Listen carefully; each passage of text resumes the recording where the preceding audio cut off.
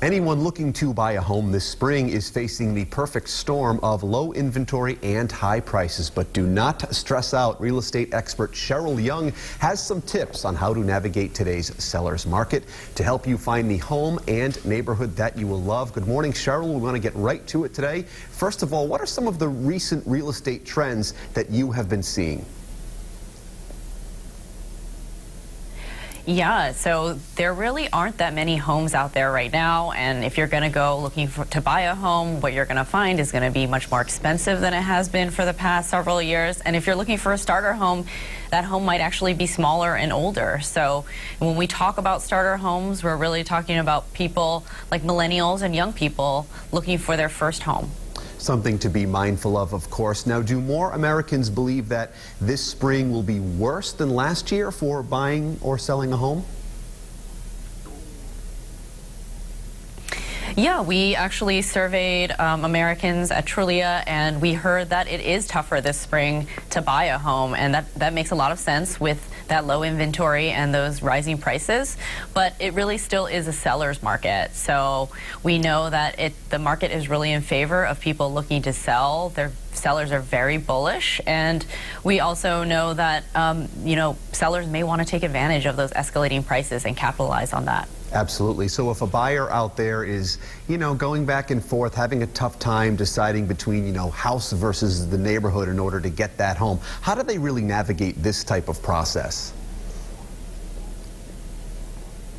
Yeah, that's a great question. And at Trulia, we really recognize that some people really value the neighborhood as much as the home, if not more. And we have tools to help people kind of explore the different aspects of the home or the neighborhood that might be valuable to them.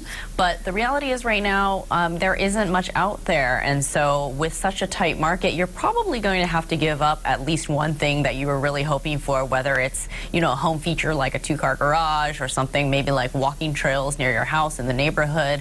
And so, if you can engage your local real estate agent to help you navigate that is something that, you have to face sort of a reality about. Yeah, sacrifice is a big part of any area of life, including this. So let's talk about obstacles that might keep somebody from buying a home this spring, things that are specific that might really get in the way. Yeah, let me just focus a little bit on the millennial segment. Those are those first-time home buyers, the ones that they make up the largest portion of home buyers out there right now. And the number one obstacle we're seeing millennials face is rising home prices. Of course, that is no surprise. And the second obstacle millennials are saying they're finding to be top of mind are really about personal finance. So saving for that down payment, that's a big hurdle for people, but also grappling with poor credit history, qualifying for a mortgage, really getting that financing in order. And the third obstacle people are finding is actually just being able to find that home. With so few homes out there, it's taking longer and longer for people to find the home that they want. Well, there certainly are many factors at play. Cheryl, thank you very much for joining us right here this morning. If you guys missed any of the information that Cheryl just shared, don't worry, you will be able to find it on our website, roadshow.com.